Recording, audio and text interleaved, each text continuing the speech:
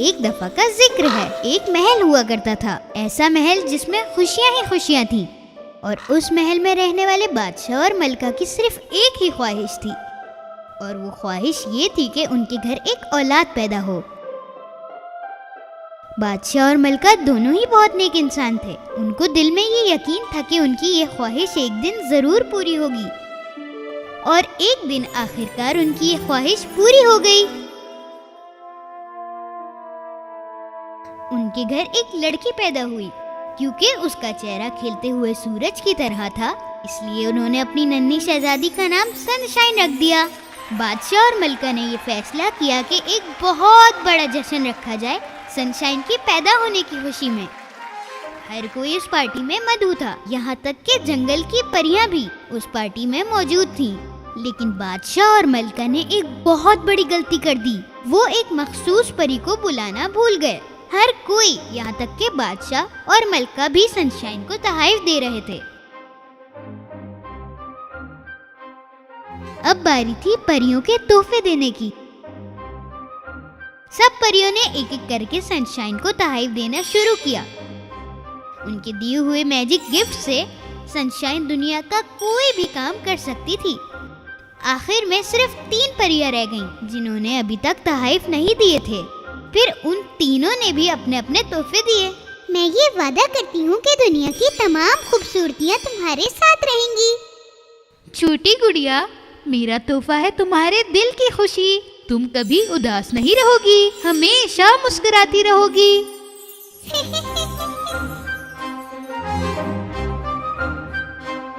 जैसे ही आखिरी परी अपना गिफ्ट सनशाइन को देने लगी, कुछ बहुत अजीब सा वाकया हुआ। चारों तरफ यकायक हरे रंग का धुआं फैल गया।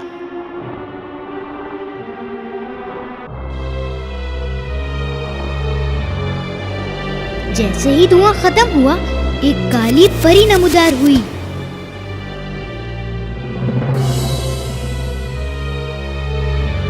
बादशाह ने कहा कि तुम कैसी परी हो जिसने आके पूरी महफिल खराब कर दी। दूसरी परियों ने फौरन उसे पहचान लिया। वो एक शैतानी काली परी थी। तो मैं देख रही हूँ कि आपने सबको बुलाया हुआ है यहाँ पे। बादशाह, मलका, दोस्त, यहाँ तक के परियों को भी बुलाया गया है, पर आप मुझे बुलाना भूल गए। बादशाह ने उससे अपनी गलती की माफी मांगी, उसे ना बुलाने की वजह से। अब जब मैं यहाँ पे आ ही गई हूँ, तो इस प्यारी सी गुड़िया को तोहफा देकर जरूर जाऊंगी।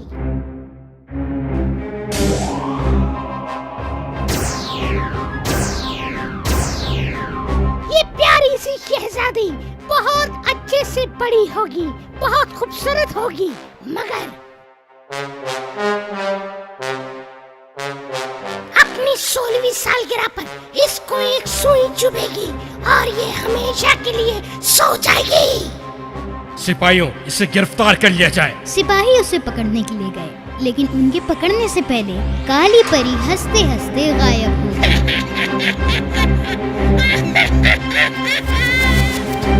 अब आखिरी परी की बारी थी सनशाइन को तोहफा देने की। वो उस काली परी की जितनी ताकतवर नहीं थी। फिर उसने एक दुआ की कि जितना हो सके उस काली परी से बचा जा सके। मैं इस लानत को तो नहीं रोक सकती, लेकिन मेरे तोहफे में इतनी ताकत तो होगी कि तुम उस लानत से मरोगी नहीं, बल्कि एक गहरी नींद में सो जाओगी, जहाँ प्यार ही प्यार होगा। ये मेरा तोहफा तुम्हारे लिए। बादशाह परेशान हो गया और सोचने लगा कि इस लानत को कैसे दूर किया जाए। उसने सारी सुइयां और यहाँ तक कि हर वो चीज खरीद ली जो सुई की तरह दिखती थी, और उसने शहर से बाहर ले जाकर वो सब जला दिया।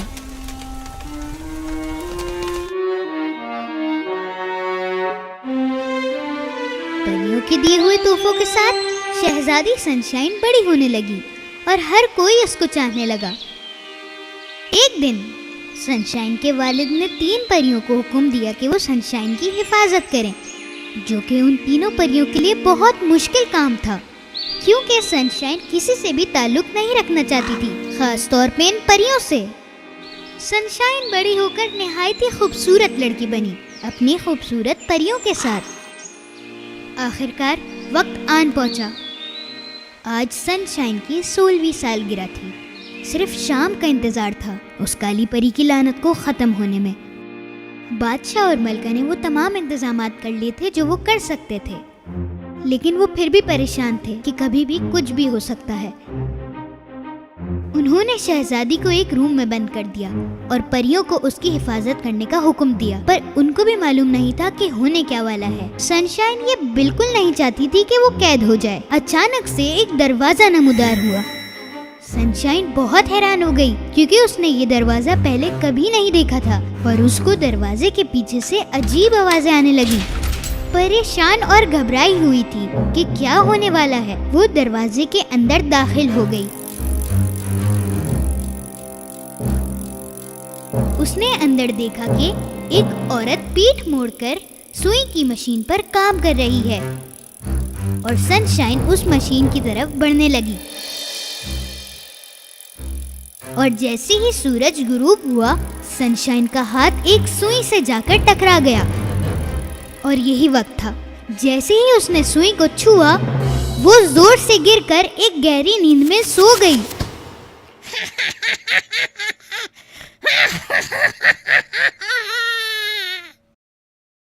तो यही वो दिन था, जैसा कि काली परी ने कहा था वैसा ही हुआ। सनशाइन की 16वीं सालगिरह पर उन्होंने उसे बहुत अच्छे लिबास से तैयार किया और एक फूलों वाले बेड पर लिटा दिया। तो इस तरह शुरुआत हुई सनशाइन की उसके ख्वाबों की दुनिया में। बादशाह और मलका इस दर्द को रोकना चाहते थे, तो उन्होंने ये हुक्म जारी किया कि किले के तमाम लोग एक गहरी नींद में सो जाएंगे।